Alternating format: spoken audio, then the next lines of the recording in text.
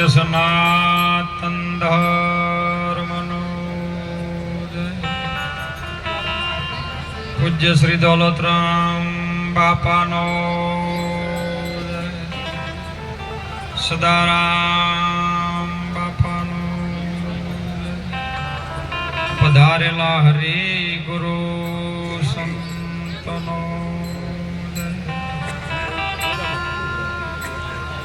गुरुर् ब्रह्मा गुरु विष्णु गुरुदेवो महेश्वरा गुरु साक्षात परब्रह्म है तस्मै श्री गुरुवे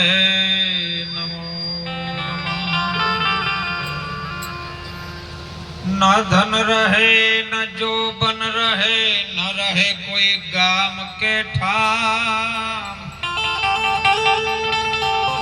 तुलसी कहे जग में जस रहे करी ले कई का वहारा का ध्यान मूलम गुरु मूर्ति पूजा मूलम गुरु पदम मंत्र मूलम जो बने सतगुरु वाक्यम तो मोक्ष मूलम सदगुरु कृपा। कबीर के हंसना छोड़ दे तू रख ले रोने से प्रीत एक दिन फना हो जाएगा ये अनंत की है यारी। बोलो सदगुरु भगवान की जय। सदगुरु दौलतराम बापानो दास बापानो समस्त जाबड़िया गाम परिवार नो आग माताजी नो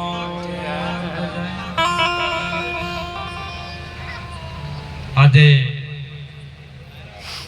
पवित्र ने पुण्यशाળી भूमि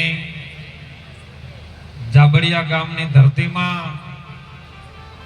आद्य शक्ति मां राज राजेश्वरी आग मातानी प्राण प्रतिष्ठा निमित्ते सुंदर आउ संतोना मिलननो जे योग रचायो माताजीनी प्राण प्रतिष्ठा करी एमां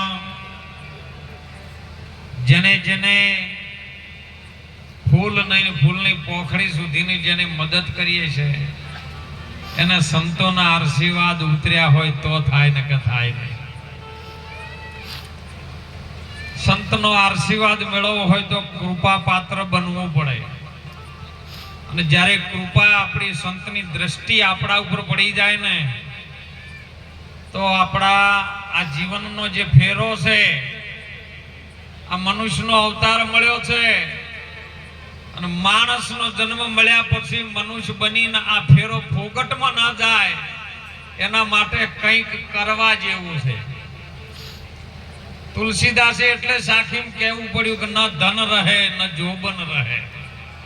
ધન કોઈનું કાયમિક ના રહે અને જોબન કોઈનું કાયમિક રહેવાનું ન ધન રહે ન જોબન રહે ન રહે कोई गाम के ठाम पण तुलसी के जगमा जस रले तू करी ले કંઈક હારા કામ। હારું કામ એટલે શું? महापुरुषों कीधु से कि हाथ हाल्या तने पुण्य दान करवा पण हवे हाथ में पोटलीओ पकड़ो तो मेल ना आवे। पकड़वानुं शुं छे? गुरु महाराज ना चरण सुधी हाथ नी अंदर कंईक लई जवानी वात छे ने मूकी जवानी वात छे अने ई हाथ में जो कदाच बीजू पकड़ाई जाए तो आपणो मनखा जन्म छे ने ई हाव एळे जाय छे। परमात्मा नी प्राप्ति करवानी छे। परमात्मा नी प्राप्ति डायरेक्ट थती नथी एना माटे संतो अने सद्गुरु नी जरूर पड़े छे। एक ज पथरा ने एक ज पानी एक नावन का आरा एक मूर्त में ऐसी देखी जना राम कृष्ण हता पुजारा ભરમે મત ભૂલો ગમારા, તમે પ્રેમથી જોઈ લો પ્યારા. આ ધરતી ઉપર જગાડવા માટે કોઈ ગજા કે ચક્ર લઈને નહીં આવે, કોઈ રથ જોડીને નહીં આવે, કોઈ તલવાર કે ભાલો લઈને નહીં આવે, કોઈ ઘોડા ઉપર બેસીને નહીં આવે. સાહેબ, આ પ્રગટ આપણને જગાડવા માટે જે સંતો મળ્યા છે ને, આજનો લાવો લઈ લેજો, કાલ કને જોઈ છે. જેને જેને જીવનમાં અને આપણું શાસ્ત્રો, પુરાણ, વેદ બધું એમ જ કહે છે કે જેને આલ્યો છે ટુકડો અને એનો આયો છે હરી. જેને આલી છે રોટી ને એની જગતમાં વાત થઈ છે મોટી. સાહેબ, હજારો માણસની ભીડ હોય અને હરિહરનો નાદ પડતો હોય, અમે તો રૂબરૂ અનુભવ્યું છે સાહેબ. જુનાગઢમાં અમે જઈએ ને, બાપાના આશ્રમની અંદર ઠેકાણું પડે એમ. તમે ગમે એ બળતા બળતા આવો ને તો ઠરવાનું ઠેકાણું છે ને સદગુરુના શરણમાં છે સાહેબ. એટલે જેમને તન મન ધનથી સાહેબ, જેમનું જીવન, અમે નાના હતા ત્યારથી બાપાને વંદન કરીએ છીએ કે જો સમાજમાં પેલું બહુ હૂડ હતું સાહેબ, પણ સદારામ બાપાની કૃપા અને દોલતરામ બાપાની કૃપા એવી થઈ, અનેક સંતોએ સાથે રહી. પણ એમાં મુખ્ય જો ભૂમિકાઓ ભજવી હોય ને, જેમ સેમ ગુરુના ચરણમાં રહી અને કઈક આ જીવનો ઉદ્ધાર થાય એના માટે મહેનત કરી હોય તો પૂજનીય અને વંદનીય દોલતરામ બાપા છે. અમે હાલ જે ગાડીઓ લઈને ફરા છે ને, એ તો એને રોડ હાઈવે કર્યા છે એટલે અમારે બ્રેક નહીં લગાવવી પડતી. એટલે જીવનમાં કંઈક કરજો. મહાપુરુષો સંતો આપણે જગાડવા આવ્યા છે અને જાગી જાજો, આ વેળા જાગવાની છે. અને એટલા માટે માણસનો અવતાર આપણને મળ્યો છે. એક પરમ જે પરમાત્મા પરિબ્રહ્મ નારાયણ આપણી વચ્ચે છે, એને ઓળખવા માટે અને કંઈક જીવનમાં કરવા માટે. પાંડવોએ જ્યારે મહાભારતની અંદર હસ્તિનાપુરમાં યજ્ઞ કર્યો અને એવામાં કોઈ સાધુ સંતો આયા ને નીકળ્યા કે ભાઈ મારે હરિહર કરવું છે, કંઈક છે. અને એવાની અંદર દુર્યોધનના મહેલ સામે થઈને નીકળ્યા ને, એટલે ત્યાં કર્ણનો પણ મહેલ હતો. સાધુ મહાત્માએ કીધું કે મારે હરિહર કરવું છે, કારણ કે આ વાહમાં થાય એવું નહીં. પણ જો તમારે હરિહર કરવું હોય ને, ઓગળી કરી સાહેબ કે પાંડવોએ અશ્વમેઘ યજ્ઞ કર્યો છે ને ત્યાં કણ હરિહરના હાથ પડે છે. ત્યાં જો જતા રહો તો તમને જે જરૂર છે એ મળી જાય. અને એમાં સાહેબ એક ઓગળી કરવાથી જ્યારે પરમાત્મા પરિબ્રહ્મ નારાયણના દરબારમાં કર્ણનો દેહ જો ને આત્મા, અને એ સમય સાહેબ બધાને પીરહવામાં આવ્યું. જેને જેને જે આલ્યું તું નીરું પીરહણું. બાપા મને ઘણી વખત ટકોર કરીને, મને ટકોર બહુ મીઠી લાગે છે કે હોયથી તમે રણુજા જો, ગિરનારમાં જો, પણ એ જઈને ભીડ થાય પછી કે જગ્યા બાપુ અમને નહીં મળતી, તો જો તમે જો કોક કર્યું હશે તો મળશે, નકની મળે એમ. એટલે કંઈક કરજો. અને સાહેબ બધે પીરહવા માંડ્યું. જેને જેને જે આલ્યું પીરહણું કરણ હવાચર હોનાનું દાન કરતો. એની થાળીમાં પણ હોનાની થાળી, હોનાના વાટકા, હોનાનો ગ્લાસ ને ખાવાનું હોનાનું આવ્યું. કારણ કે આ તો જમ કરીને સવાય તો કે જેને જે આલ્યું હોય ને એ મળે. હું તો સીધું કહું સાહેબ, કોઈથી તમે જમા કરાવો ને બધા કહે છે કોઈથી કોઈ લઈ નહીં જતા, કોઈ લઈ જવાનું નથી. પણ હું કહું કે તમે જમા કરો ને તો એ લઈ જો હંગાથે રૂપિયો રૂપિયો. અમેરિકામાં તમારે જવું હોય ને તો ભારતનું નાણું એ અમેરિકામાં ના ચાલે. તમે અહીંયા કરક્શન ઓફિસની અંદર જે તમારો પૈસો ટકો જમા કરાવરાવો, તમારું નાણું અહીંયા જમા કરાવરાવો, એટલે અમેરિકામાં ત્યાં ઉતરો ને એટલે તરત જ હોય જેટલું જમા કરાયેલું હોય ને એટલું તરત સીધું તમારે કશું પૂછપરછ વગર તમને મળી જાય. એમ અહીંયા જમા કરાવશો તો મળશે ને કે કોઈ મળવાનું હાથ હાલ્યા છે તને પુણ્યદાન કરવા, પણ પાપ કરીને બગાડ્યું લ્યા માનવી આખું હોબેલું તે વાસેંડામાં. પગ હાલ્યા તને તીર્થને જાત્રા કરવા, સંતોના ચરણમાં જવા, પણ તે પાટવા મારીને બગાડ્યું. પગ લઈ ગયો છો દારૂના અડ્ડે ચોક જઈને બેઠો આવ્યો.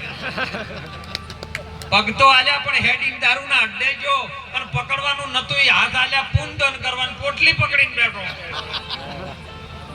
હવે તો બાપાની કૃપા થઈ છે, સંતોના આશીર્વાદ ઉતર્યા છે, હવે નથી રહ્યું એમ આવ્યું. અને એટલા માટે સંતો પુકાર કરી રહ્યા છે, સાહેબ સમય આવ્યો જાગવાનો. ભલે આત્મા તમને ન ઓળખાય તો કોઈ વાંધો નથી.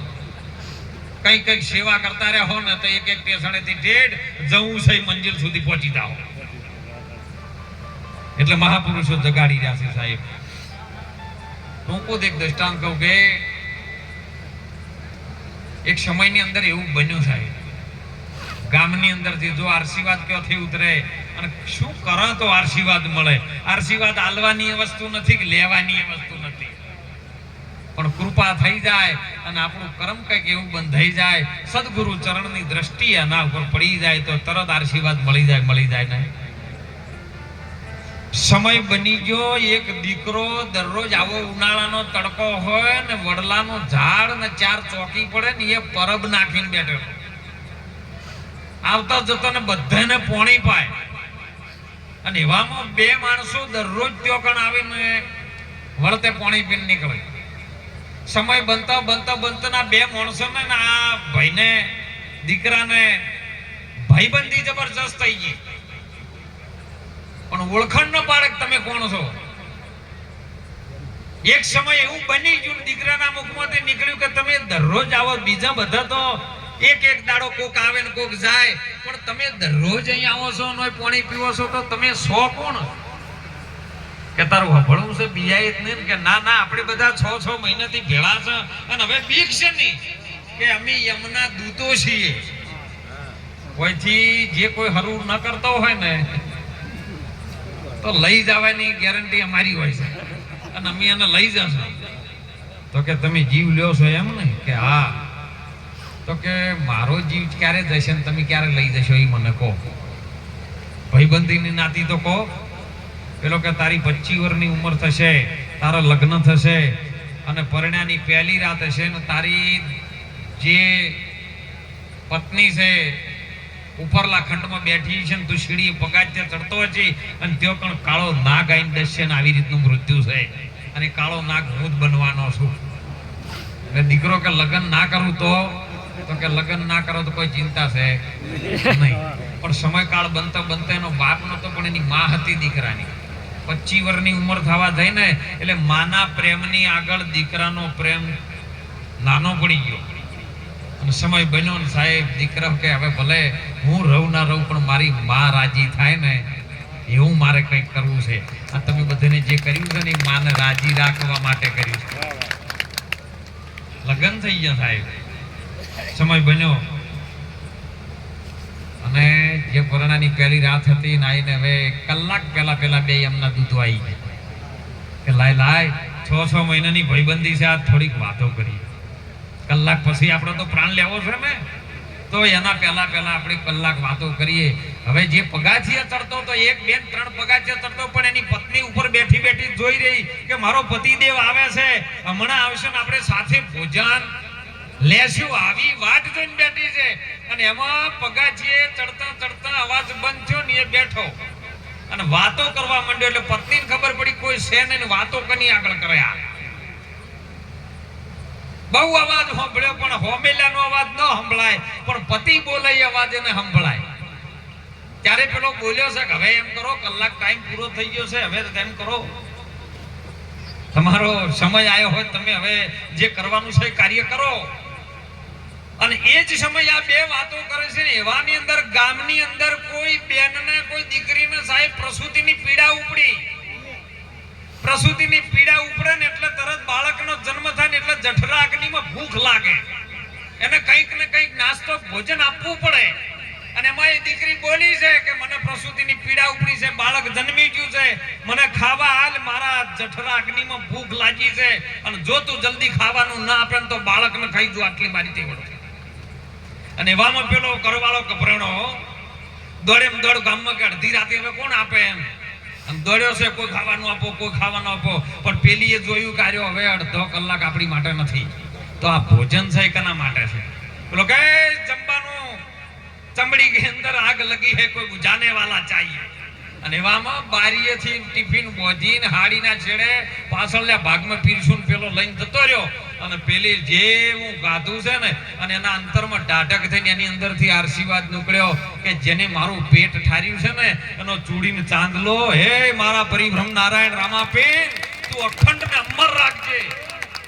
સમય બની ગયો સાહેબ, અવાજ નીકળી ગયો. હવે પેલા નાગ બનીને જો ડંસ દેવાનું ચાલુ કરે છે, પેલા ઝેર ચડતું એક બે ને ઝેર ખાલી થઈ ગયું, પણ પેલો ગોટે વળી ગયો, પણ પેલા ઝેર નો ચડાય. તો પેલા કે આ કદી બન્યું નહીં શાસ્ત્રોમાં, એક ડંખમાં તો પૂરું થઈ જાય ને બધું ઝેર ખાલી રહ્યો તો યાર મરતો નહીં. એનું કારણ શું? જા ધર્મરાજાના દરબારમાં તપાસ કર. તપાસ કરવામાં આવી છે ને તો ધર્મરાજાએ કીધું કે આનું આયુષ્ય 100 વર્ષનું થઈ ગયું છે, હવે ઓનો વાળ વકો થાય હો. તો કે એવું શું? કે એના ઘરની અંદરથી અન્નદાન થયું છે. આજે હજારોની સંખ્યામાં ભોજન લીધું બધાને. એ તમારી લક્ષ્મીનો સદુપયોગ કરી જેને અન્નદાન કર્યું છે ને, જો તમે ઠેકાણે સુપાત્ર સંતોએ કીધું છે, ગંગ તરંગ પ્રવાહ ચલે તો કુંભ કો નીર પિયો ન પિયો, જેના હૃદયમાં રઘુનાથ બસે તો ઓર કો નામ લિયો ન લિયો. કર્મ સંજો કે આવા સંતો સુપાત્ર મિલે તો કુપાત્ર કો દાન દિયો ન દિયો. કવે ગંગ કહે સુણ શાહ અકબર, ઓલા મૂર્ખાથી મિત્રતા કિયો ન કિયો. એટલે આવા સંતોનો જે બાબાએ ખૂબ બીડું ઝડપ્યું છે કે આવતો જતોનો વિહમો કદાચ રણુજાના ગોદરામાં થાય ને તો આપણે જવા ચાલશે ને કોકદાર સોયડે બેહવા ચાલશે. સાહેબ પરમાત્માએ આપ્યું છે તો આપવામાં વાર ન કરતા તમે એક આલજો.